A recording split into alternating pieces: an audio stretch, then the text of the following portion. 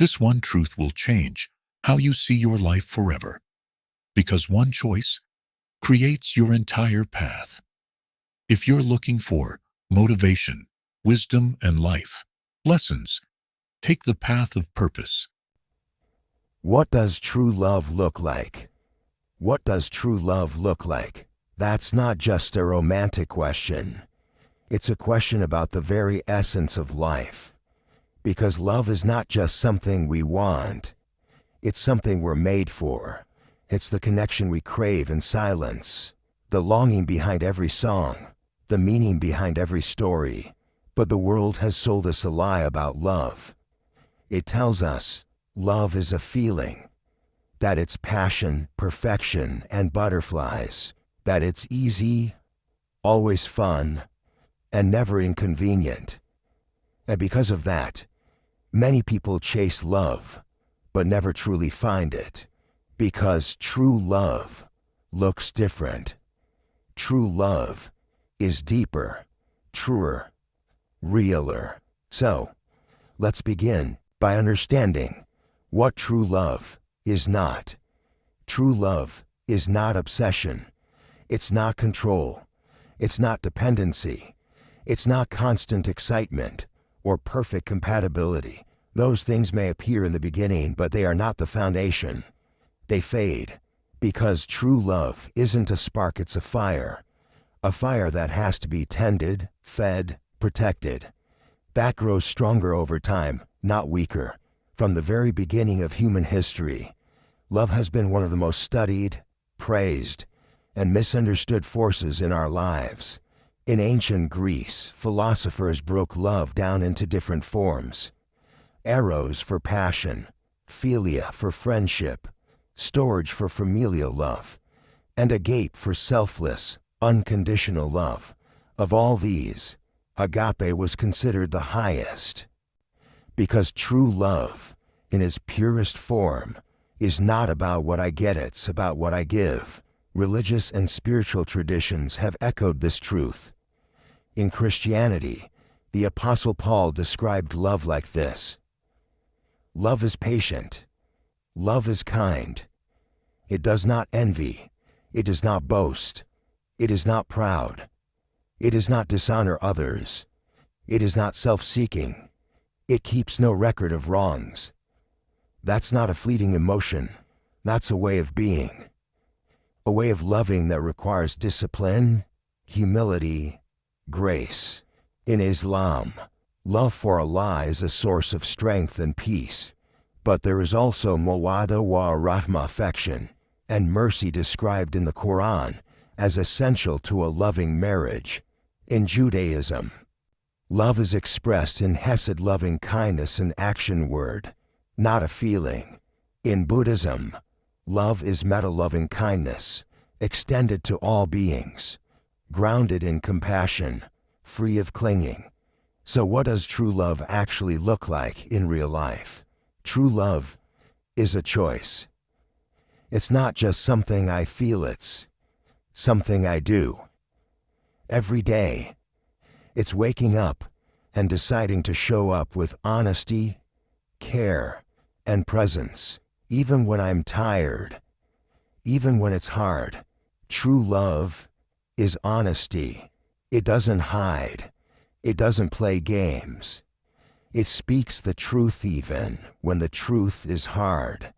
Because love without truth is just comfort. And comfort without honesty eventually crumbles. True love is loyalty. It stands by you when things fall apart, when life gets messy, when you're not at your best, when you're sick, when you're grieving, when you're struggling with who you are. True love stays. True love is respect. It honors boundaries. It listens. It doesn't manipulate. It doesn't shame. It values the other person as an equal, not as a possession, not as a savior, not as a project. True love is growth. It doesn't settle for surface. It pushes you to become who you were meant to be. It challenges you to heal, to stretch, to evolve. and it grows alongside you. True love is forgiveness. Because hurt will happen. Words will be said. Mistakes will be made. But true love doesn't hold grudges. It seeks repair. It chooses grace. True love is not perfect, but it is committed. And it is not instant. It's built. Look at the couples who've been married 40, 50, 60 years. Ask them what love is. They won't say candlelit dinners. They'll say sacrifice, patience, listening, getting through illness, loss, disappointment, and still choosing each other. They'll say love is folding laundry. Love is sitting in silence. Love is driving to appointments. Love is laughter in the mundane. Love is staying through the seasons. And science backs this up. Dr. John Gottman, a leading researcher on relationships, found that the strongest relationships are not the ones without conflict, but the ones where partners show respect during conflict, where they repair, where they express appreciation more than criticism, where they turn toward each other instead of away. The best predictor of a strong relationship? Not passion, not personality. It's kindness. Dr. Helen Fisher's research on the chemistry of love shows that while the early phase of romantic love involves dopamine and excitement, long-term love is fueled by oxytocin and trust. Real love is less like a roller coaster and more like a river, deep, steady, sustaining. So if I want true love, I have to stop chasing the fantasy and start building the foundation.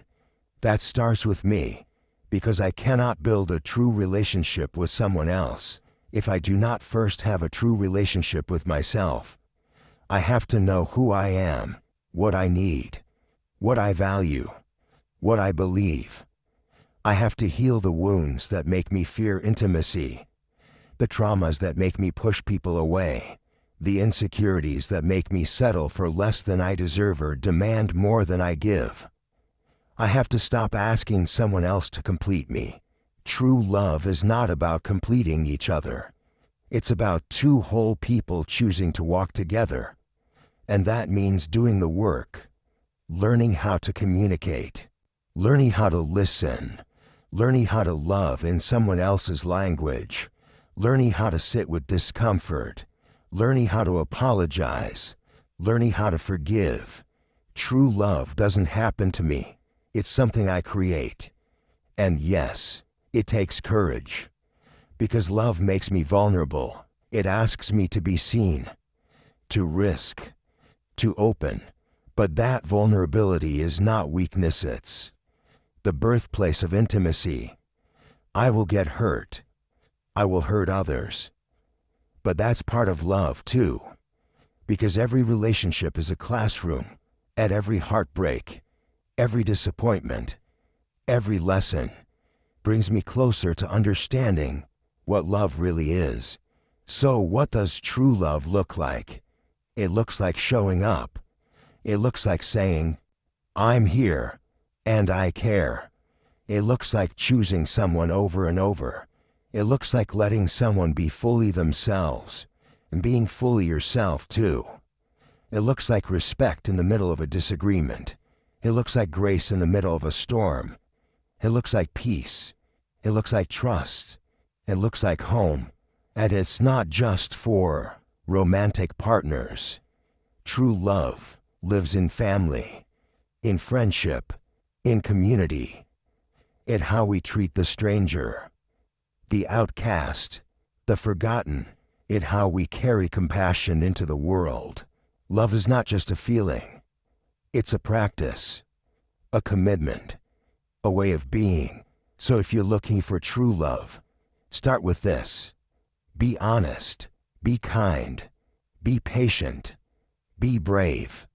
Learn your wounds, heal your heart, honor your truth. Then, when love comes, welcome it, not with fear, but with openness, with discernment, with joy.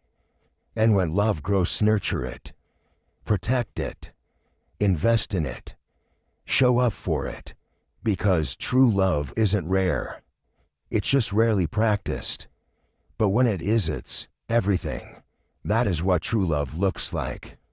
Not perfect, but real. And real is more than enough.